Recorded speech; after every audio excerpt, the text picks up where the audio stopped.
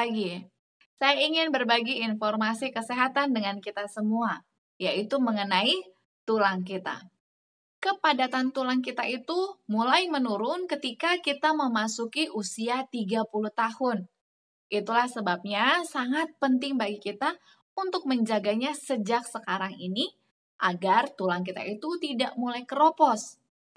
Yaitu salah satu gejala yang kita bisa rasakan jika tulang kita ini mulai turun kepadatannya dengan rasa nyeri yang muncul di dalam tubuh kita, di daerah-daerah persendian, khususnya di daerah lutut.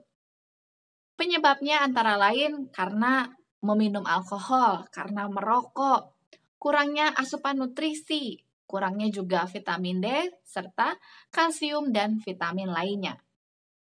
Jangan sampai masalah tentang tulang ini menghambat kegiatan kita sehari-hari. Ada 4 hal yang dapat kita lakukan. Yang pertama adalah dengan menjaga pola makan kita. Kita perlu untuk mengkonsumsi makanan-makanan yang kaya akan nutrisi khususnya vitamin D dan kalsium. Dapat kita temukan di kacang kedelai, jamur, dan juga umbi singkong. Itu juga sangat baik untuk kesehatan tulang kita. Yang kedua adalah agar kita menghindari bahkan kalau misalnya kita sementara mengkonsumsinya untuk berhenti dari alkohol dan juga rokok. Karena alkohol dan rokok ini mencegah tubuh kita untuk menyerap nutrisi, mencegah menyerap kalsium dari makanan yang kita konsumsi. Karena menghambat penyerapan itu, sehingga tubuh kita mengambil kalsium dari tulang kita. Itulah sebabnya seringkali mudah keropos. Yang ketiga yang dapat kita lakukan yaitu dengan berolahraga teratur. Tidak perlu melakukan olahraga yang begitu berat, tapi mulailah dari olahraga yang sederhana, yaitu berjalan kaki, jogging, kita juga bahkan bisa menaiki dan menuruni anak-anak tangga. Tapi hal-hal sederhana ini harus kita lakukan secara konsisten ataupun rutin baru kita dapat merasakan manfaatnya kepada kualitas tulang kita. Dan yang keempat adalah jika diperlukan, Anda dapat mengkonsumsi suplemen kesehatan tulang dan itu dapat membantu untuk menjaganya lebih baik lagi. Informasi inilah yang saya syukuri agar kita boleh senantiasa menjaga kesehatan tubuh kita, terutama mengenai kepadatan tulang. Saya rindu Anda pun dapat memiliki hal yang Anda syukuri. Mulailah dari hal-hal yang sederhana, yaitu hal-hal yang kecil. Baik, mari kita lanjutkan bacaan renungan pagi kita hari ini di tanggal 10 Juni dengan judul Suasana Rumah Tangga Bahagia Meningkatkan Kesehatan. Ayat intinya tertulis dalam Mazmur 144 ayat yang ke-15. Berbahagialah bangsa yang demikian keadaannya. Berbahagialah bangsa yang Allahnya ialah Tuhan.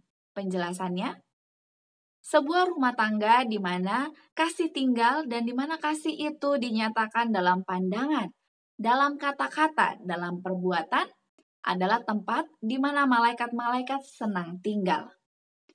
Biarlah sinar matahari kasih, kegembiraan, dan kebahagiaan memasuki hatimu dan biarlah kemanisan pengaruhnya meliputi rumah tanggamu. Suasana yang diciptakan demikian kepada anak-anak sama dengan udara dan sinar matahari kepada dunia tumbuh-tumbuhan meningkatkan kesehatan dan kekuatan pikiran dan tubuh.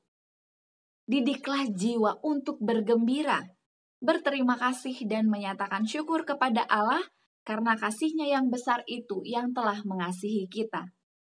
Kegembiraan umat Tuhan adalah kesucian yang paling indah.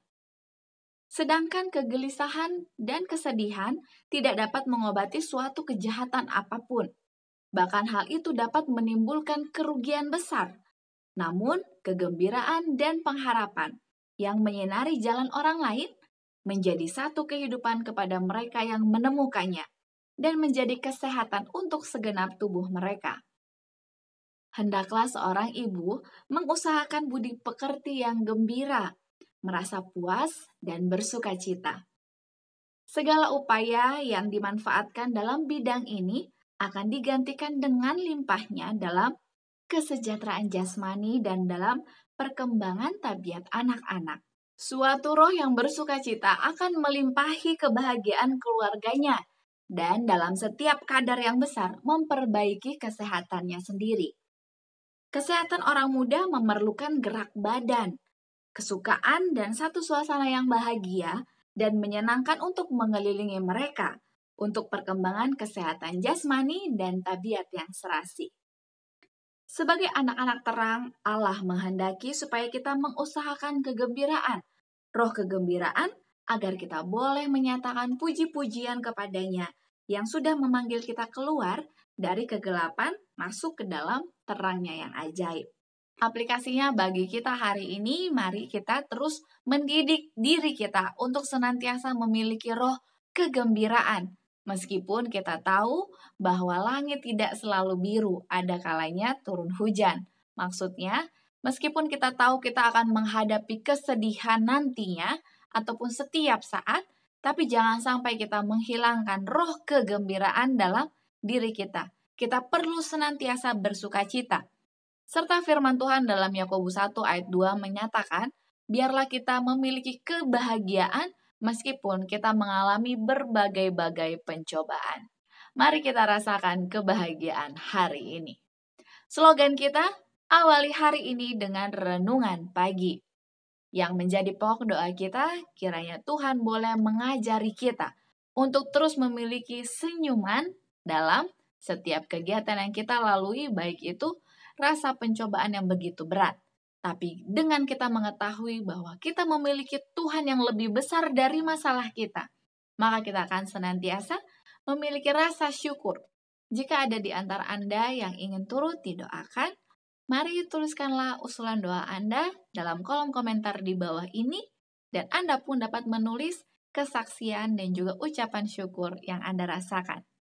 Mari berbahagia, karena berbahagia dapat meningkatkan kesehatan tubuh kita. Terima kasih banyak. Esok hari mari kita berjumpa kembali untuk melanjutkan kelanjutan bacaan renungan pagi kita.